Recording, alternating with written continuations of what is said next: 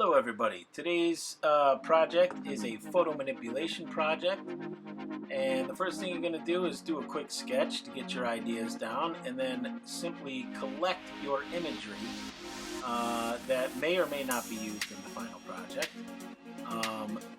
What I tell people is collect a lot of images, insert them all into the graphic editing app you're using, which in this case is Sketchbook by Autodesk, a free app that you can get on your iPad or phone or computer or even a Chromebook at this point.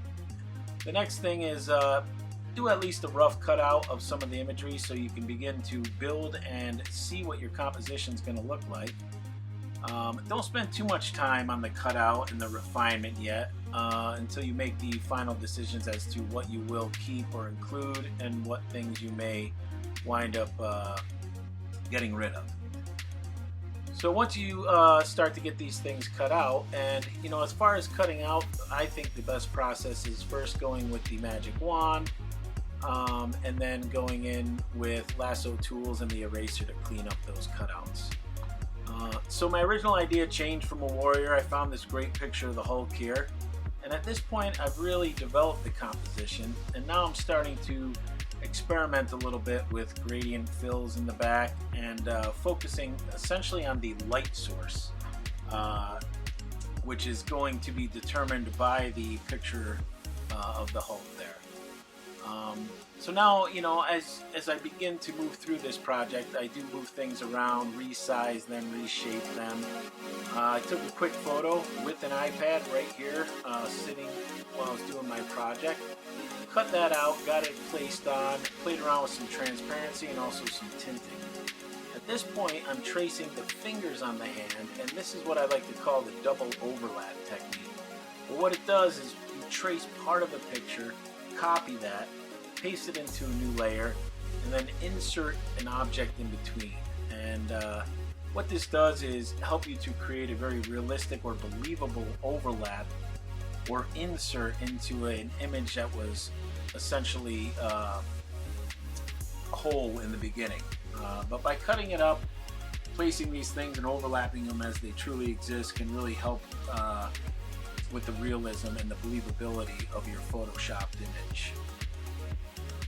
So at this point, I've got things pretty well put together. I've also inserted some cast shadows, and the way I do that is by simply copying objects and darkening them to the point they become black silhouettes, and then using the transform tool to stretch those out and the opacity tool to allow for some transparency. Finally, I'm doing some copying and playing around with some hand-drawn techniques here in order to give a sense of movement to some of these coronavirus molecules flying in through the air. Still playing around and staying open-minded as far as my composition goes. Remembering to keep everything in different layers so that I can eyeball things in and out, and I can work on them individually without affecting things that are in the background or in other layers.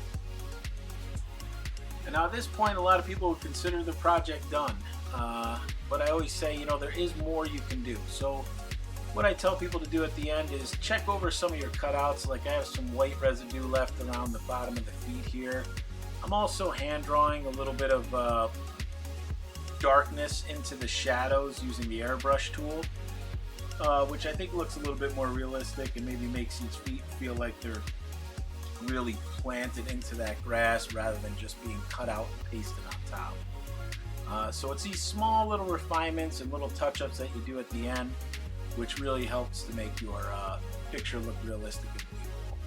Even some fine detail, bringing the hair out in order to avoid that cutout look. And then finally, there's the completed image. Now in the process of creating that final image, I was using a free app called Focus, which allows you to apply the portrait effect, which blurs your background. It's really an aperture effect. But while experimenting with this app, I realized they had a 3D effect and augmented reality. So I thought these images were pretty cool. I was just playing around with that at the end.